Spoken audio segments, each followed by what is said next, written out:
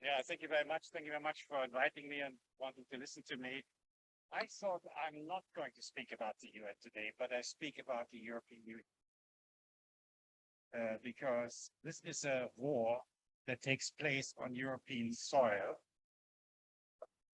It is now the worst war we had since World War II and World War I, and it's actually a lot of similarities to these wars because also at that time, much was a fight over who controls the Ukraine, who controls the natural resources that come with it, and also to keep Russia small, especially in Austria and Germany. We should have remembered this.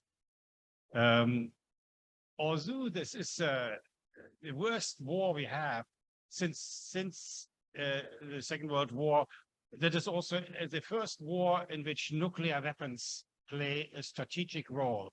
The entire war, how it is operated, how military decisions are taken, is only thinkable by each side calculating what happens to nuclear arms. And that is the first time in a hot war that this takes place, and that makes it very dangerous.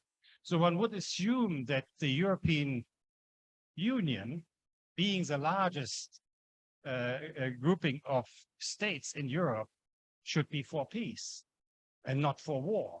But we are wrong. It is the opposite. The European Union only speaks about war and really never about peace. We have now many countries in the world who make proposals for peace, but we don't have a peace proposal from the European Union.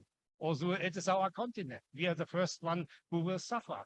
We will not only economically, but if it becomes a nuclear war, we will also be the first one to be involved in this one. So I think the European Union and its member states forsake their responsibility vis-à-vis their citizens.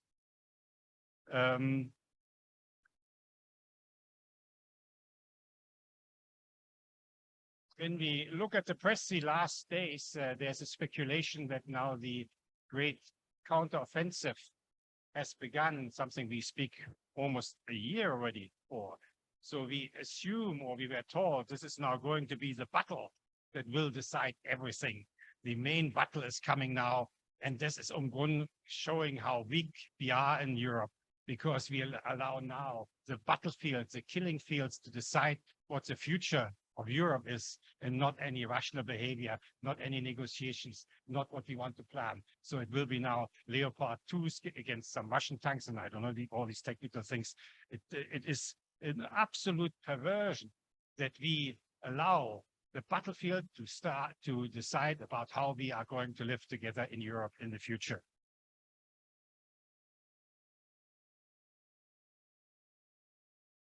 I would like to make, in this context, 5 points, and they're typically what we do when we go to war zones in the area.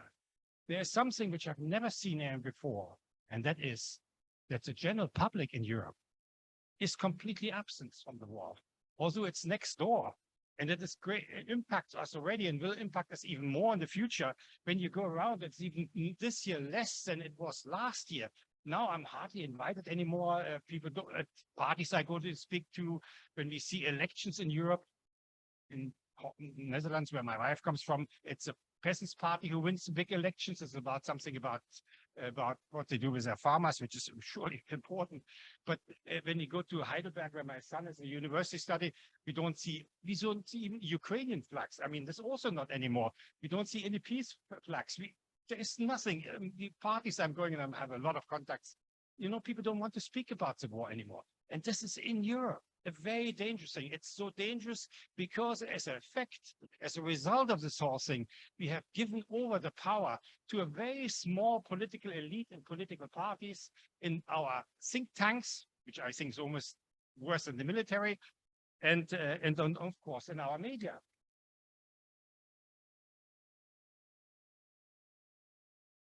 And that has consequences for Europe, because the policy we have is not in the interest of Europe. How can Europe have an interest in having a war with Russia?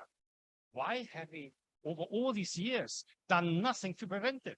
There were many stages Europe could have said, no, NATO, we do something else. There was a little effort in 2008, but then we gave up on it.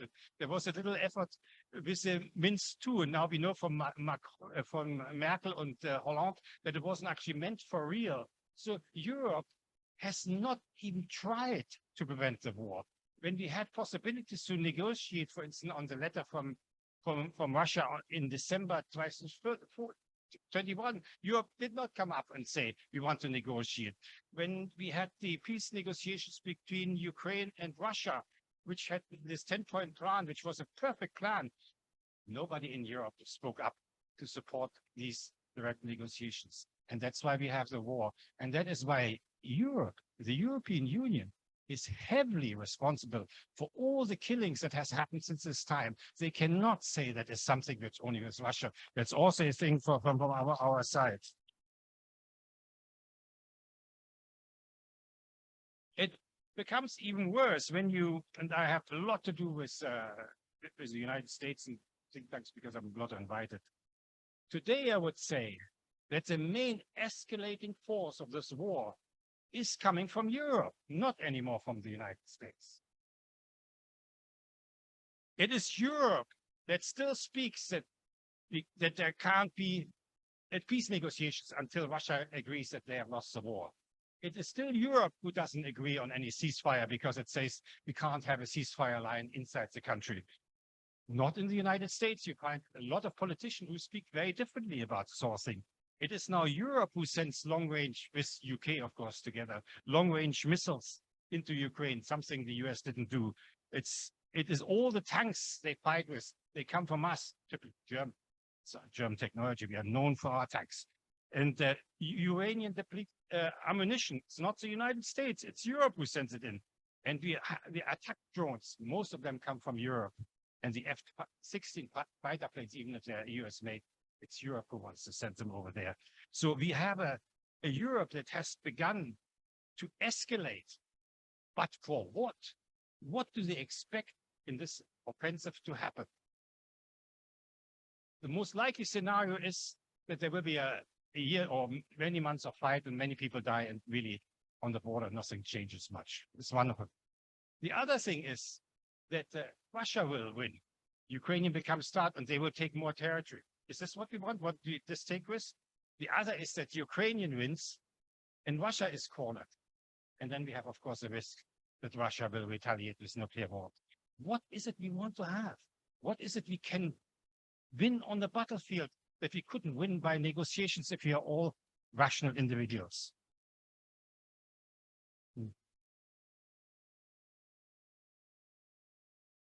Because of this minutes here, I want to say only one more thing.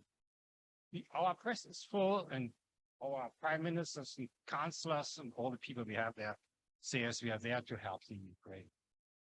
We help the Ukraine. Ukraine is today the most destroyed countries with Russian ammunition, but also with our ammunition in the world, in Europe. The Ukraine is now the most divided country, also among their communities, with a borderline in between. Ukraine is now it was before already, and now even more the poorest country in Europe.